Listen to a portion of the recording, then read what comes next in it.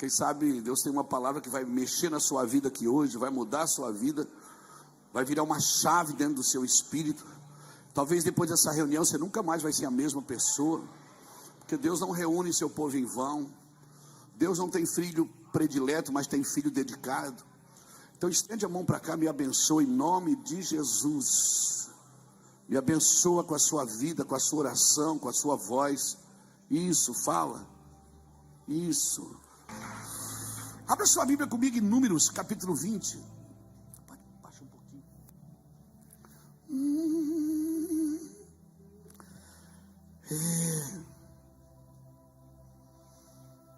Jesus.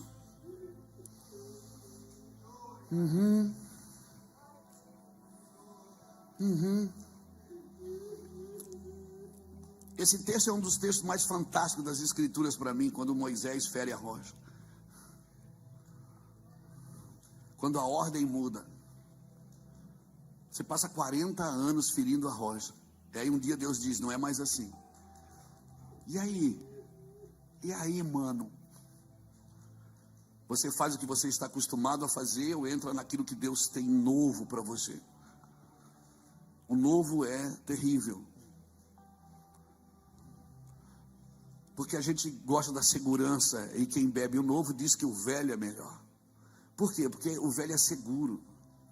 A gente tem medo de novas situações, de novas ideias, de novas cidades. A gente tem medo de tudo novo. O novo nos assusta.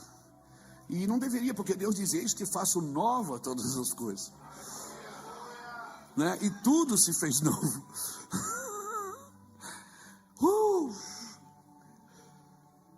Tem uma cachoeira aqui, mano. Tem uma cachoeira aqui, água corrente.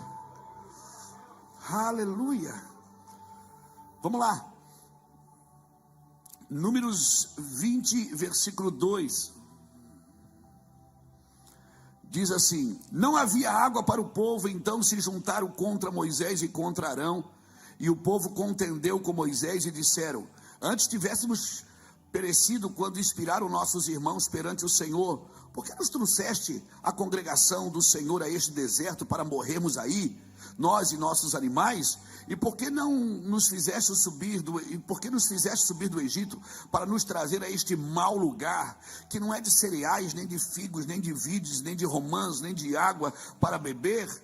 Então Moisés e Arão se foram diante do povo para a porta da tenda da congregação e se lançaram sobre o seu rosto, e a glória do Senhor lhe apareceu. Disse o Senhor a Moisés: toma o bordão, ajunta o povo, tu e Arão, teu irmão, e diante dele falai a rocha, e dará ela a sua água. Assim lhe tiraram água da rocha, assim lhe tirareis água da rocha, e dareis a beber à congregação e aos seus animais.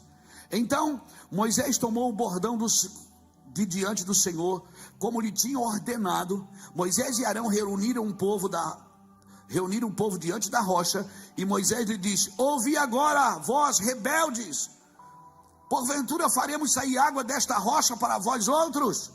Moisés levantou a mão e feriu a rocha 2 vezes com o seu bordão, e saíram muitas águas, e bebeu a congregação e os seus animais. Mas o Senhor disse a Moisés e Arão: visto que não creste em mim para me santificar diante dos filhos de Israel, por isso não fareis entrar este povo à terra que lhe dei. São estas águas de Meribá, porque os filhos de Israel contenderam com o Senhor, e o Senhor se santificou neles. Amém, querido? Esse para mim é um dos textos mais fantásticos das Escrituras, porque ele fala de transição, e a vida, a gente vive tabernaculando constantemente com o Senhor. Nós estamos constantemente em transição. A Bíblia fala de um texto que eu gosto muito, que é Hebreus capítulo 11, versículo de 7 a 9, quando a Bíblia diz que Abraão habitava na terra da promessa, habitando em tendas. Embora ele estivesse na terra da promessa, ele habitava em tendas. esperando a cidade que descia do céu, a qual Deus é o arquiteto e o construtor. Irmãos, transição, a gente precisa entender que nem tudo transiciona quando Deus está transicionando. Tem coisas que não transicionam.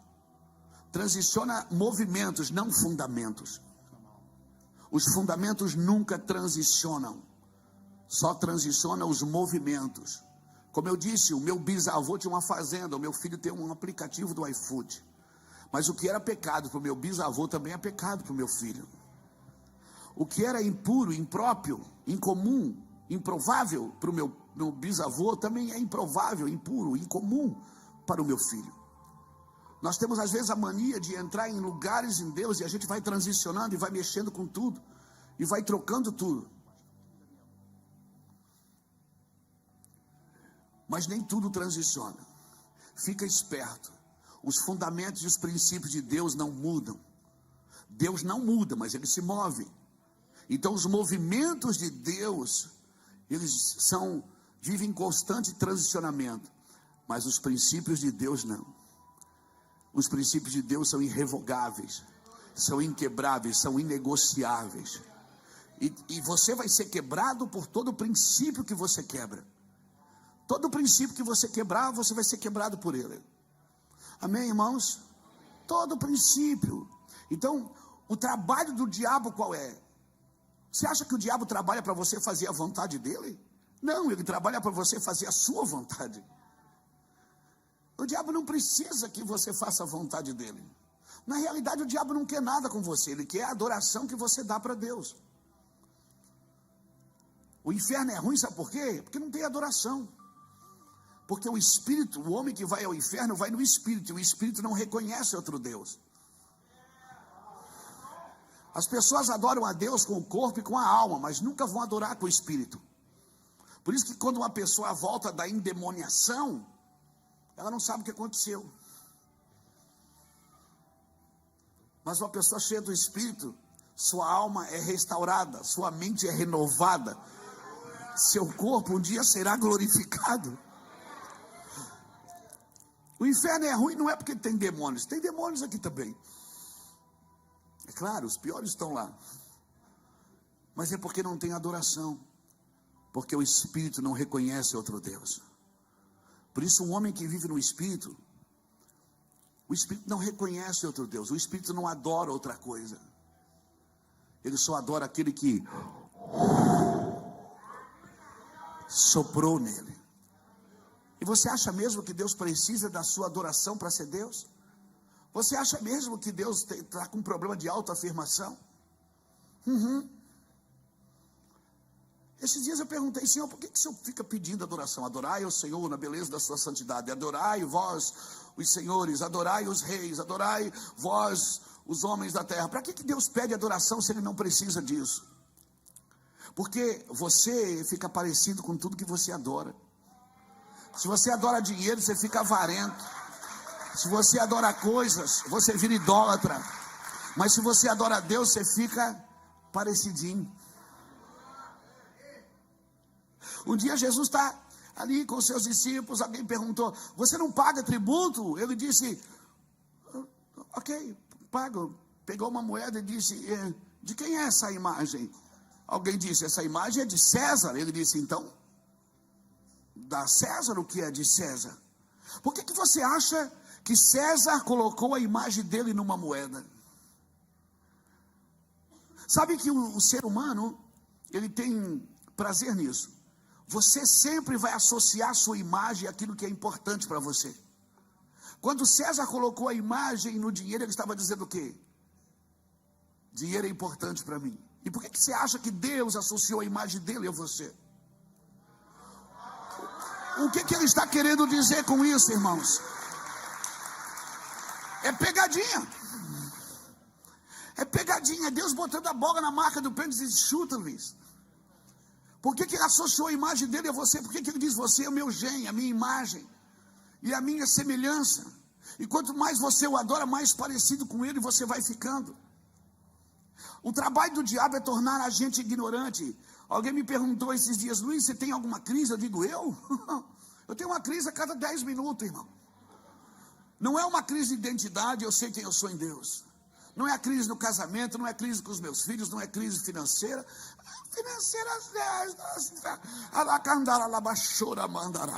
Às vezes ela bate na porta, mas é 2 dias, 3 dias, a gente já se levanta de novo. Por quê? Porque o dinheiro não tem poder de me mover, de me parar. Por quê? Porque ele não me move. Só tem poder de te parar aquilo que te move. Se é o dinheiro que te move, quando você não tem, você para. Eu já fiz de avião, já fui de bicicleta, eu já fui de carro, já fui de carona, já fui de moto. Quando eu não tinha dinheiro para pagar passagem aérea, eu ia de carro. Quando eu não tinha carro, sempre tinha um irmão querido. E quando eu não tinha um irmão querido, tinha um ônibus. Eu nunca deixei de fazer, irmãos. O problema da obra de Deus nunca foi a falta de dinheiro, sempre foi o pecado. Sempre foi o pecado, porque a gente faz, a gente dá um jeito, a gente vai para cima, a gente põe a mão, amém, irmãos? Quando eu comecei a pregar ao redor da minha casa, ali, assim, irmãos, 30 pessoas, 20. E nas casas de recuperação, pregava para os meninos, eles não entendiam nada, mas davam glória. À medida que a unção foi aumentando, o povo também foi aumentando. Amém? Deus não aumenta a unção porque aumentou o povo. Deus traz mais o povo por causa da unção. Por isso, seja livre de pessoas. Sabe como que eu consigo servir vocês? Quando eu sou livre de você. Paulo diz em 1 Coríntios 9:19, embora eu sendo livre de todos, me faço servo de todos. Sabe quando é que eu consigo me fazer servo de alguém? Quando eu sou livre da opinião dela. Porque senão eu só vou servir quem me elogia. Eu nunca vou servir quem me critica, quem me ataca. Não, você tem que ser livre da expectativa das pessoas. Amém? Livre delas, e aí você consegue servi-las. Um dia Deus me falou, você faz culto para pessoas, Luiz. Eu digo, não, eu faço para você, Deus. Eu disse, então por que você espera as pessoas chegarem primeiro para me adorar? Por que você só adora quando tem gente? Por que você não adora sozinho num quarto? Aí eu percebi, irmão, que eu não era crente. E eu comecei a adorar sozinho no quarto, cantando. Fechava a cortina para ninguém ver. E dançava, e pulava, e cantava sozinho. Só eu e Deus. Fazia música. Nunca vou gravar o CD, mas eu fazia as músicas, falava as poesias, escrevia. Aí eu entendi o que era adorar. E aí quando eu chegava diante das pessoas, não precisava fazer nada. Não precisava inventar nada. Era só queimar, irmãos. Era só queimar. E eu não ia no secreto para ver Deus. Eu ia para Deus me ver, porque é o Senhor que vem em secreto, não sou eu.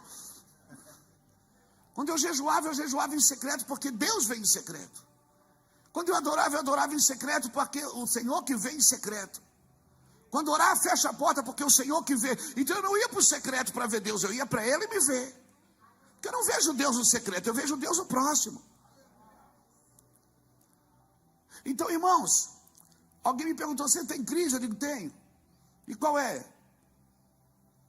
Minha crise não é por aquilo que eu não sei, mas por aquilo que eu já entendi e não tenho coração suficiente para fazer. A minha crise é achar homens e mulheres que queiram fazer alguma coisa sem esperar nada em troca disso. Talvez, eu não sei se essa é a minha crise ou a crise de Deus, mas, cara, a minha crise é porque eu já entendi algumas coisas, entende? E eu preciso dar uma resposta para isso. E às vezes eu não acho no meu peito um coração adequado para dar uma resposta para aquilo que a minha mente já entendeu. Entenda o que eu estou falando. Uma coisa é Deus usar você para o outro. Irmãos, Elias foi o cara que orou e veio fogo, veio trovão, veio chuva. Elias foi um cara que orou e as coisas aconteceram, mas quando Deus foi falar com ele, Deus não estava no trovão, Deus não estava na chuva, Deus não estava no vento, Deus não estava no clangor de buzinas, Deus não estava. Por quê? Porque quando Deus vem para você, Ele não vem da mesma forma de quando usa você para os outros. Às vezes você fica pensando assim, domingo você é o incrível Hulk. Domingo eu tenho 3 reuniões lá em Itajaí. Domingo eu sou o incrível Hulk. Uau. Segunda-feira eu volto a ser o David Benner. Aquele shortzinho penduradinho. Meu Deus, como eu queria que aquele homem que pregou ontem orasse por mim hoje. Você é assim também? Está se identificando? Você está se identificando? Às vezes eu prego, irmão, multidões, milagres. Eu já vi tantos milagres na minha vida. Eu já vi pessoas ressuscitarem. Eu vi, irmãos, eu orei por pessoas que estavam mortas e elas voltaram. Eu vi pessoas levantarem de cadeiras de roda, eu vi cego ver, eu vi mudo falar, eu vi surdo ouvir. Eu vi pernas esticarem, eu vi pessoas fazerem movimentos que não podiam. E às vezes eu estou em casa tribulado, Diego. Eu pergunto, Deus, cadê aquele homem? Como eu queria que ele orasse por mim agora e botasse a mão na minha cabeça. Porque não é pecado ser gente, irmãos. Talvez essa seja a nossa crise. A gente quer ser espiritual, uau, todos os dias. Não é pecado ser gente, pecado é tentar ser Deus diante dos outros. Ser tu homem, há um só mediador entre Deus e os homens, Jesus Cristo, o homem. Amém? Deus não vai falar com você da mesma forma que usa você. Tem um Deus que passa por você para os outros, mas tem um Deus que habita em você, e esse é que te transforma.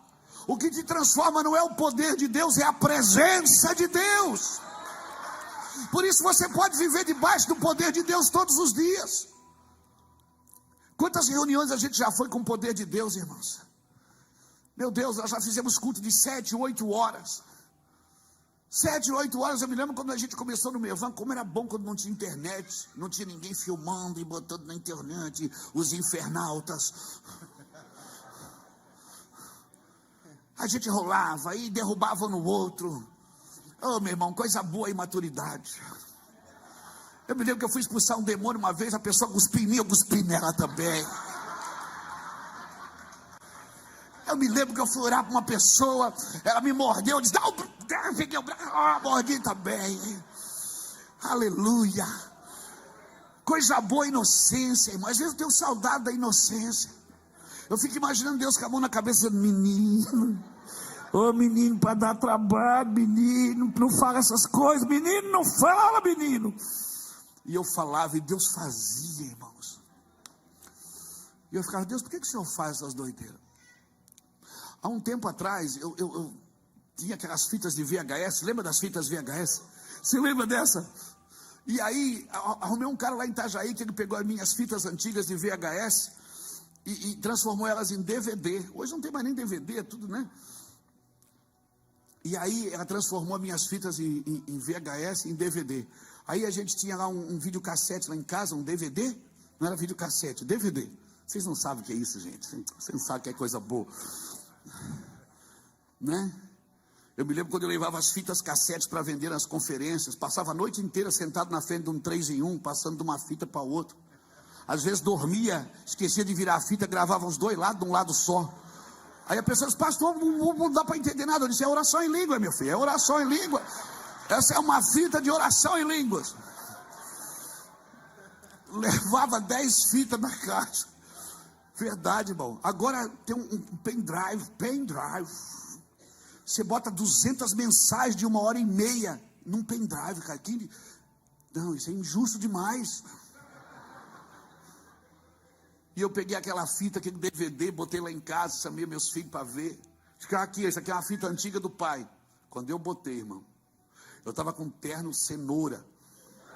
Cor de cenoura e uma gravata amarela, o terno era cor de cenoura.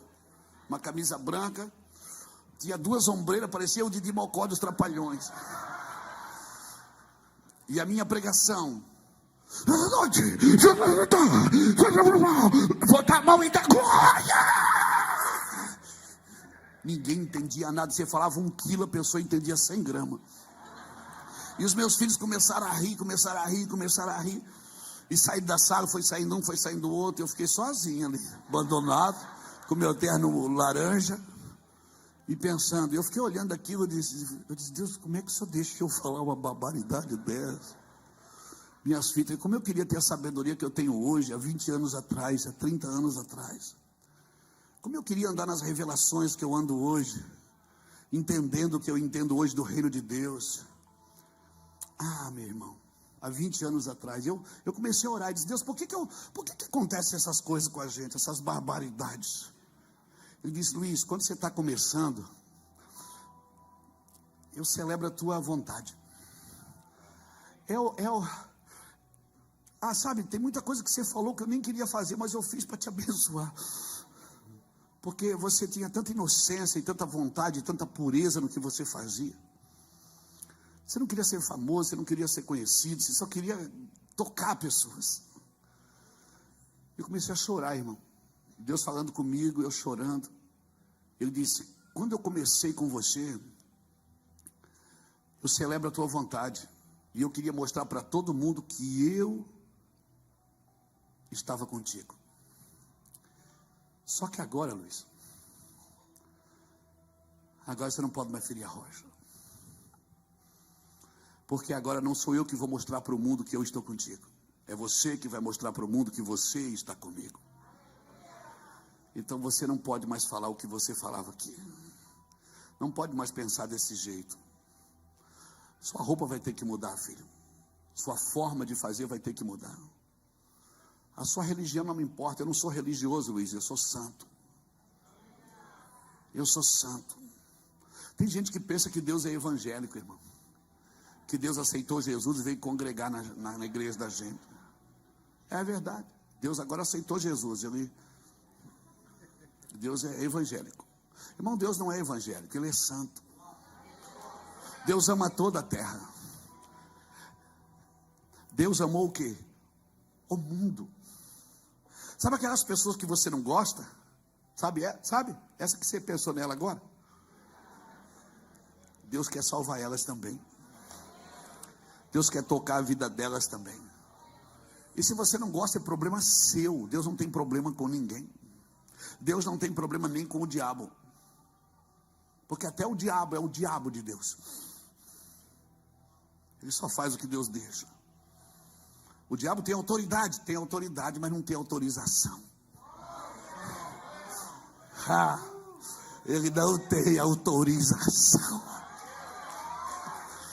Mas ele tem autoridade, tem. Claro que ele tem. Deus não é injusto nem com o diabo.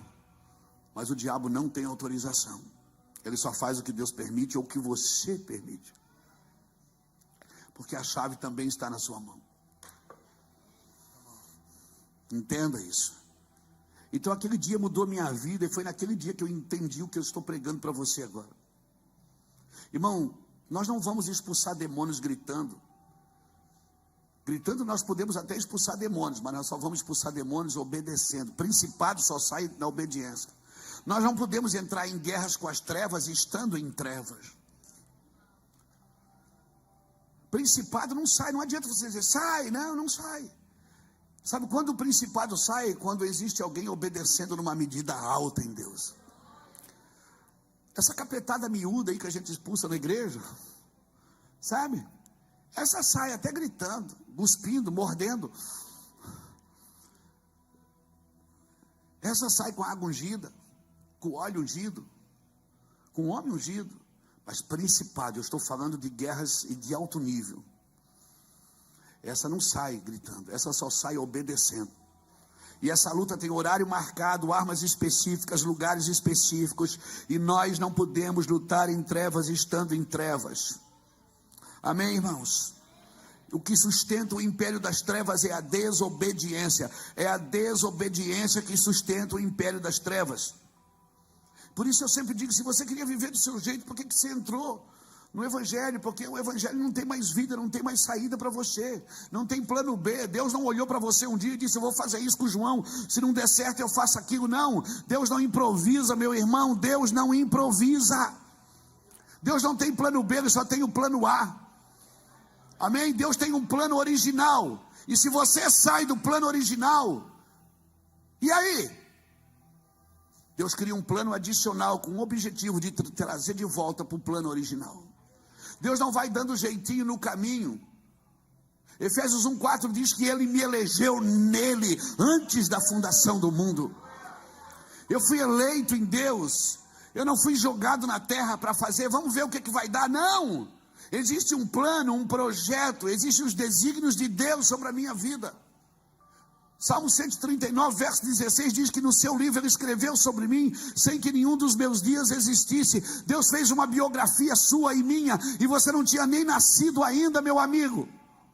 Entenda o que o Senhor está dizendo para você aqui nessa noite. A humanidade não vai melhorar, não espere que ela melhore, porque ela não vai. Mas os amigos de Deus vão se multiplicar na terra, em nome de Jesus. Amém. E esse texto aqui é maravilhoso, sabe por quê? Porque 40 anos depois, irmãos, eles estavam quase na terra prometida. 40 anos, o povo ainda murmurava, ainda praguejava, murmurava, praguejava contra Moisés, ao ponto de dizer: por que você não deixou a gente morrer no deserto, cara? Trazia a gente para cá. Não tem água, você não está vendo que não tem água? Eles bebiam todo dia, e naquele dia não tinha. E Moisés e Arão, meu Deus, 40 anos depois, o povo murmurando, líderes orando, Deus continua falando. Aí Deus chama Moisés e Arão e diz assim: vem cá, você vai fazer assim agora. Agora você vai falar com a rocha, pega o teu bordão, pega o bordão. Na ordem anterior pega o bordão e fere a rocha. Só que a ordem agora mudou: pega o bordão e fala com a rocha. Querido, você não tropeça em galhos de árvore, você tropeça em toquinhos no chão. Você não tropeça em montanhas, você tropeça em pedrinhas. São os pequenos detalhes, as letras miúdas do contrato que você não leu. Sabe, tem os princípios de Deus, irmãos, que eles são irrevogáveis. Então Deus diz assim: Moisés, agora você pega o bordão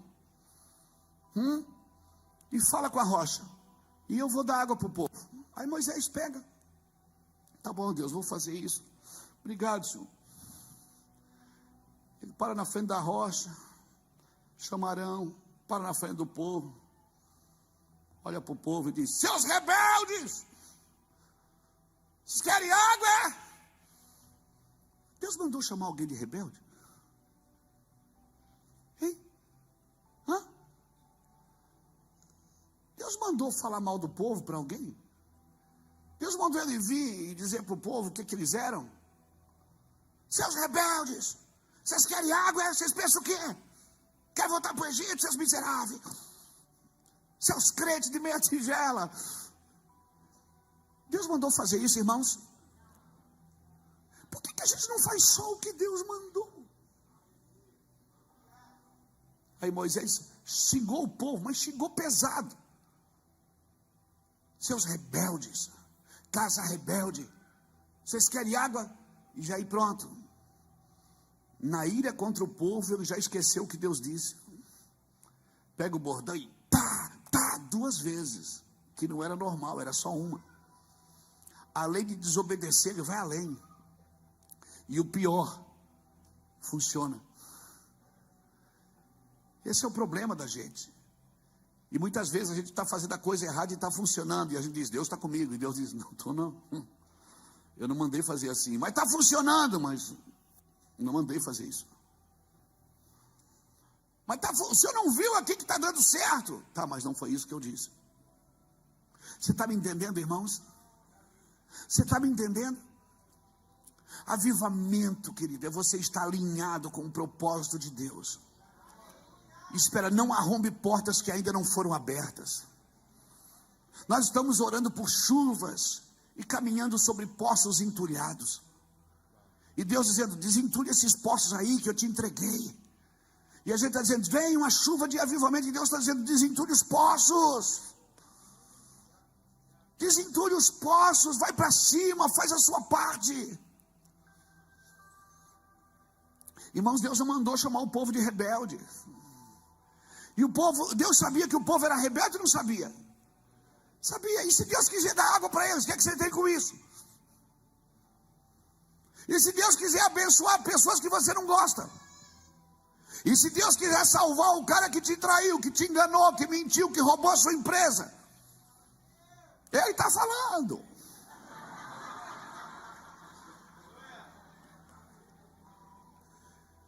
E se Deus quiser abençoar ele, não vai poder, vai ter que pedir ordem para você. Olha, meu filho, eu queria abençoar ele, mas eu vi que você não gosta dele, a gente tem uma aliança.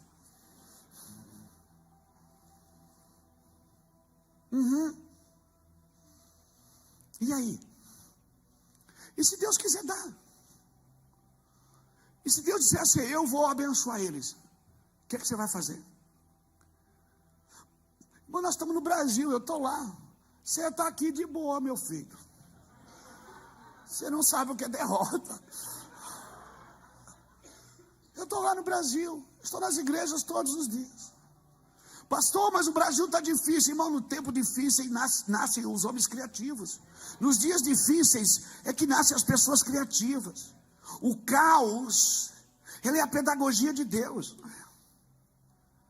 Quando o faraó mandou matar os meninos, nasceu um libertador. Quando Herodes mandou matar os meninos, nasceu outro libertador. E o pior, o faraó procurou o menino para matar e não encontrou. Por quê? Porque Deus escondeu o menino na casa de faraó. Se Deus não é gente, Ele tem um senso de humor maravilhoso. Ah, você quer matar meu menino? Você vai criar ele para mim para aprender. Deus escondeu o menino na casa do faraó. E o faraó dizendo, procura o menino. E a mãe do menino, com o menino no colo, a filha de faraó dizendo, é verdade, tem que achar o menino. A Bíblia diz que ele zomba dos seus inimigos. O Senhor se ri dele, Salmo 2. Não subestime a glória de Deus. Se Deus disse, eu vou abençoar, abençoa, meu filho. Não é você que decide quem pode beber água e quem não pode. Não é você que decide quem senta na mesa e quem não senta. E se o Senhor quiser dar, e se o Senhor quiser fazer. Sabe aquela pessoa que não presta? E se o Senhor quiser te usar para ela? Aquela que pisou na bola com você feio, e Deus diz, dá água para ela. Você vai dizer, não acredito que o Senhor está me humilhando, tá?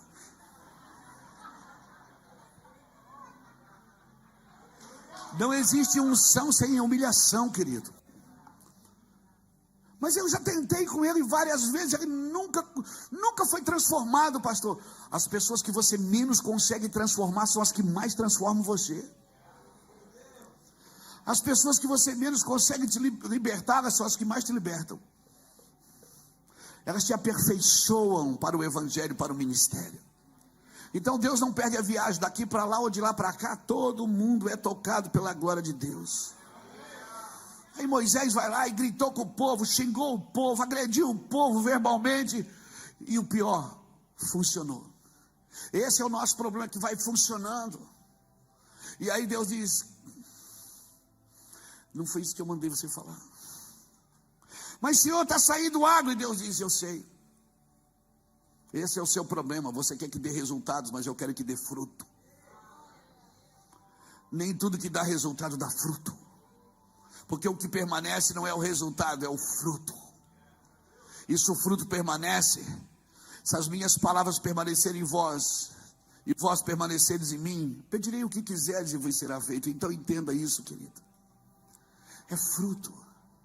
Deus quer o seu fruto, não é seus resultados. Suas conquistas, elas não empolgam a Deus. O que empolga a Deus é as suas renúncias. É o quanto você está disposto a abrir mão por causa daquilo que você crê. Não se trata de abandonar coisas proibidas, se trata de renunciar até coisas permitidas por causa daquilo que você crê. Uma vez eu estava pregando a um grande empresário lá na nossa cidade, e numa boa conversa com ele, ele diz assim, Luiz, eu até gosto de ir na igreja de crente, mas vocês não podem fazer nada. A vida de vocês é muito chata. Eu disse, quem falou que a gente não pode? Ele disse: vocês podem beber? Eu digo: tudo. Aquela que desce redondo, aquela que desce quadrado, pode beber à vontade, meu filho, enche a cara. Eu disse: pode? Eu disse: o boteco do Joel está aberto, meu amigo. Pode beber. Ele disse: mas fumar não pode. Eu disse: quem falou? Vocês podem fumar? Eu digo: tudo. Cachimbo, charuto, maconha, cocaína, crack. Você pode fumar o que você quiser. Ele disse: pode mesmo? Eu digo: claro, rapaz. Quem falou isso para você? Então a tua igreja é diferente. Eu digo: é muito diferente. Ele falou assim: tá, mas, por exemplo, eu sou casado. Assim.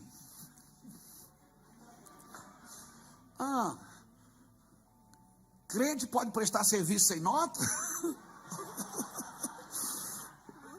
Crente pode pular a cerca? Eu digo: pode pular a cerca, um muro alambrado. Eu disse: cara, eu não entendo vocês. Se pode tudo isso, por que vocês não fazem? Ele disse: porque nós não queremos.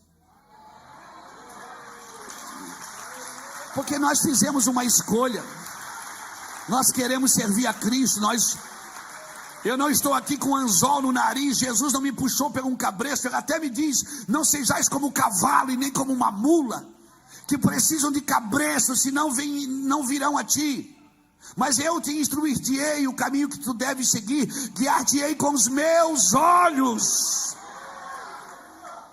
Deus não quer ninguém obrigado. Amor obrigado é estupro, meu amigo. Deus não quer seu dinheiro obrigado. Deus não quer sua vida aqui obrigada. Você que veio obrigado, por favor, vá embora. Você tem que querer isso. Isso tem que custar a sua vida, tem que custar lágrimas.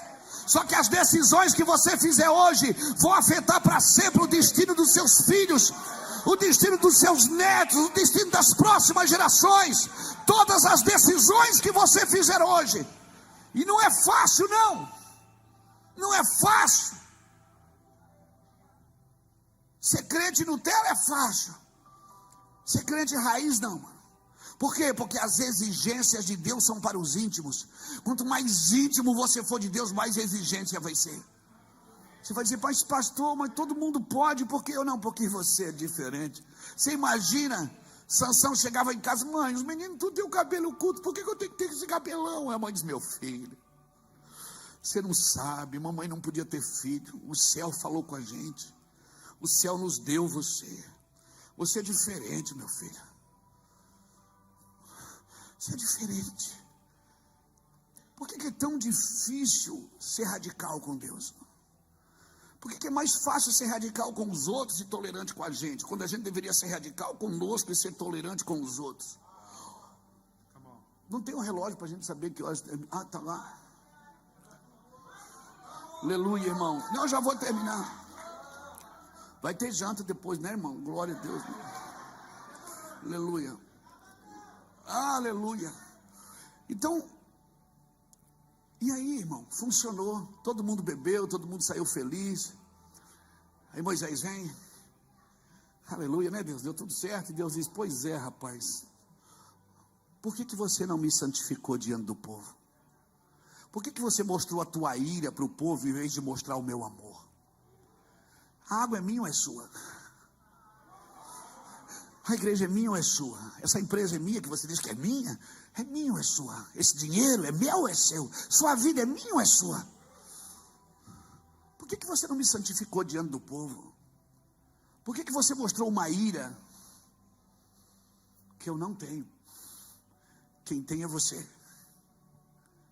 Quem estava bravo com o povo era você. Mas Senhor, eles são rebeldes. Mas se eu quiser dar água para eles, o que é que você tem com isso? E se eu quiser abençoar o rebelde? Ninguém dá aleluia, amém, nada, aleluia. Meu Deus, que silêncio. E se Deus quiser fazer, irmãos?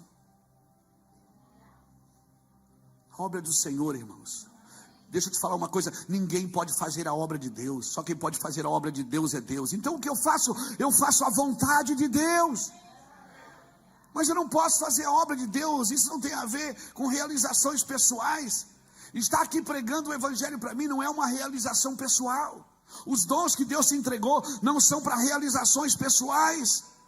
são para fazer algo para o ministério, algo para o outro. O Espírito do Senhor está sobre mim, pois que me ungiu para fazer alguma coisa. Se eu não entender para que serve, eu não deveria nem buscar a unção. Deus me chamou para isso. Ele disse: você não me santificou. Que Deus te abençoe por estar conosco até o final. Deixe seu like e compartilhe essa mensagem para que mais vidas sejam tocadas. Confira também outras pregações que preparei para você aqui no canal.